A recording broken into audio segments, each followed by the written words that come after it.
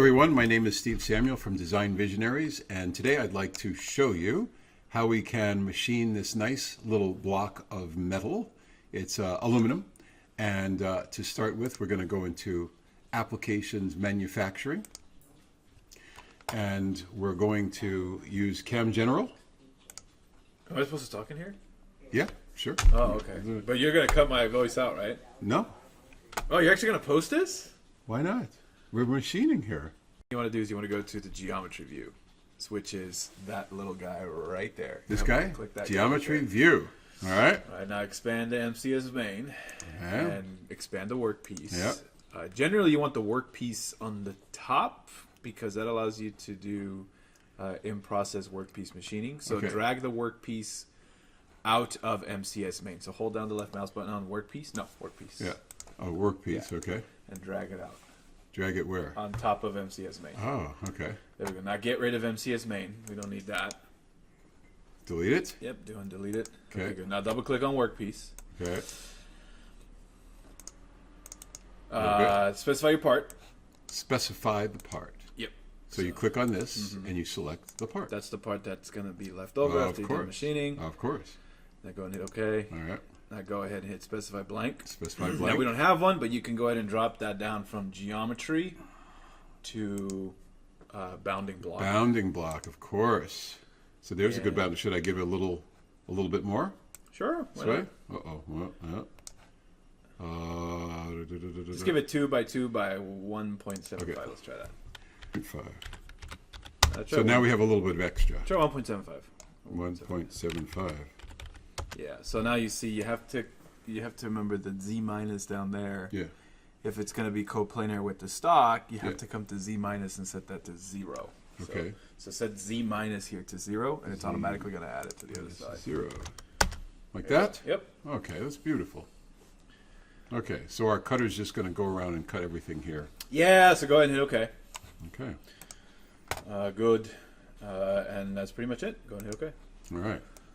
Now you want to position your MC as local, which at this point can be anywhere you want it to be. Okay. So double click on that. Let's put it on the top left for now. Right here? Sure. Yeah, that's fine. Okay. Z is pointing up. That's fine. Now, in the so clearance, Z is coincident with the center line of the tool. Right. Okay. Now, before you exit it, though, double click on MC as local again. You want to change one thing in there. Where it says clearance option, change it from use inherited. So go down a little bit. See that? Yeah. So change that to automatic plane. So that's the distance that the tool is going to retract. Every time it does a, I get it. All right, so my lady's here. All right. So now go ahead and hit create operation. Create operation. Oh, you need to create a tool, sorry. Oh, yes. Let's create the tool.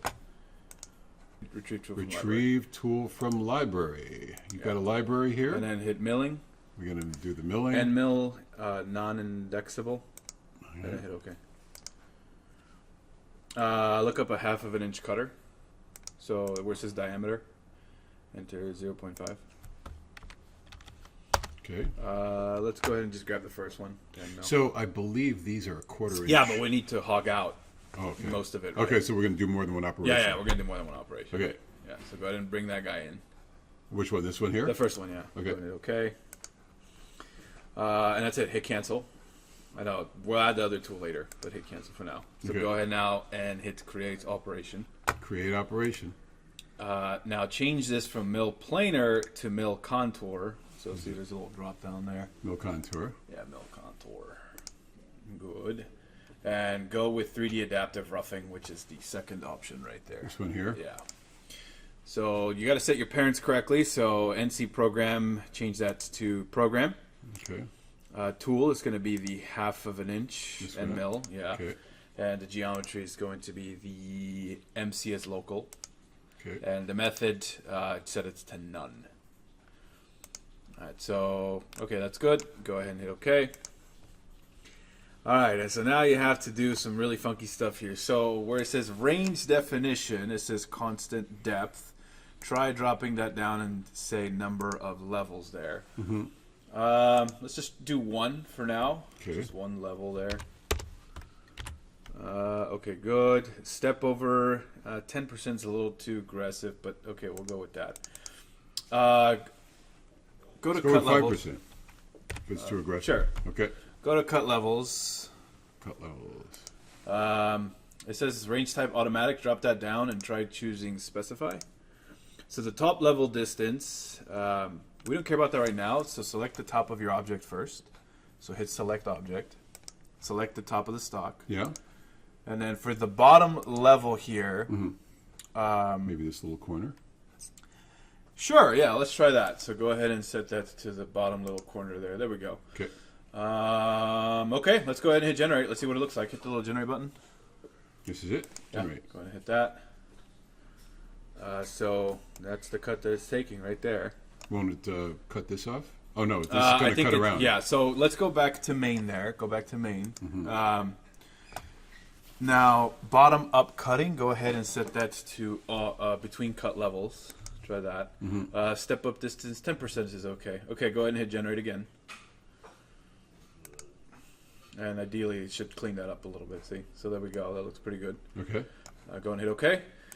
And go ahead and go up there to where it says IPW more. This one? No, that this one right there. And then hit show 3D IPW. Show. Did they remove that? I'm sorry, it's analyze IPW. So drop analyze IPW down, Where's that? the middle one. Oh, this one. Here we go. Show 3D IPW. And that's what it looks like so far, right? Nice. So you. There's one last thing that I'd like to show, and that's the actual cutter doing its thing. In subsequent videos, we're going to be showing the actual part that we create from all of this. So here's our little half-inch cutter doing the roughing, and in subsequent videos we'll show more. Thank you. My name again is Steve Samuel from Design Visionaries. Please give us a like, a subscribe, a little ring the bell, and certainly contact us if you want us to come and give you CAM training. Thanks again. Take care.